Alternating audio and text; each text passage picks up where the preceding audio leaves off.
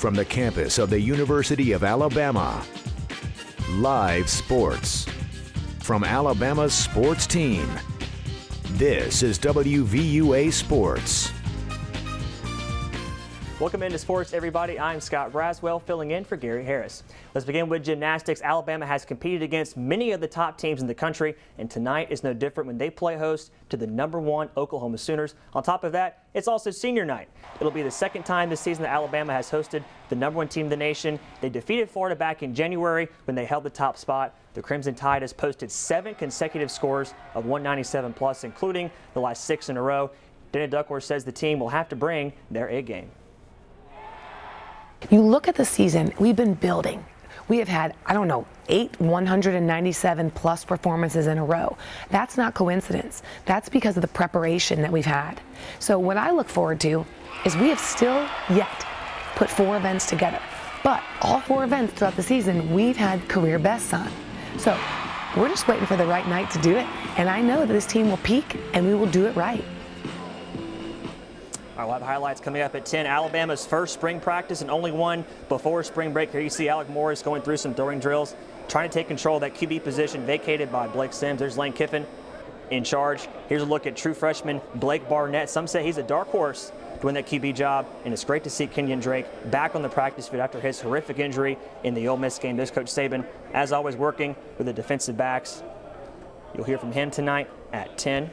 To baseball now, Alabama was scheduled to kick off its conference season tonight in Starkville against number 13 Mississippi State, but that game has been rained out. They will play a doubleheader tomorrow starting at 1 p.m. on SEC Network Plus. Let's go to basketball. Quarterfinals of the SEC tourney. UK and Florida early first half. Florida's Chris Chiazza drives inside the paint, dumps it off to John Horford.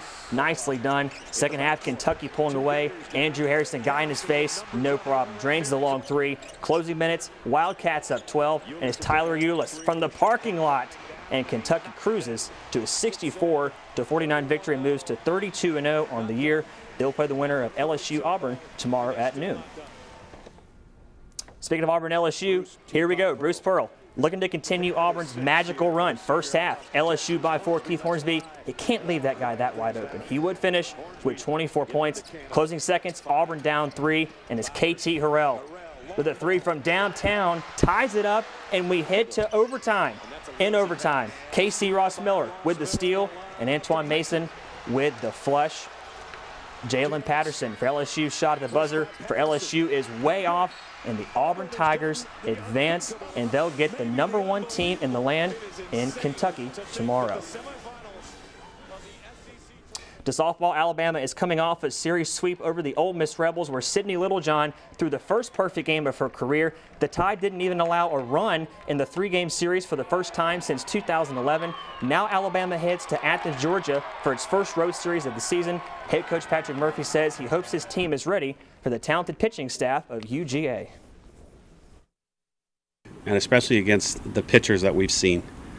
Our hitters are now kind of used to that good pitching. So hopefully when we go to Georgia, when we face their 2 good pitchers, it's not that big of a deal to us. And I'll be disappointed if it is, but we've seen enough good pitching where we can adjust.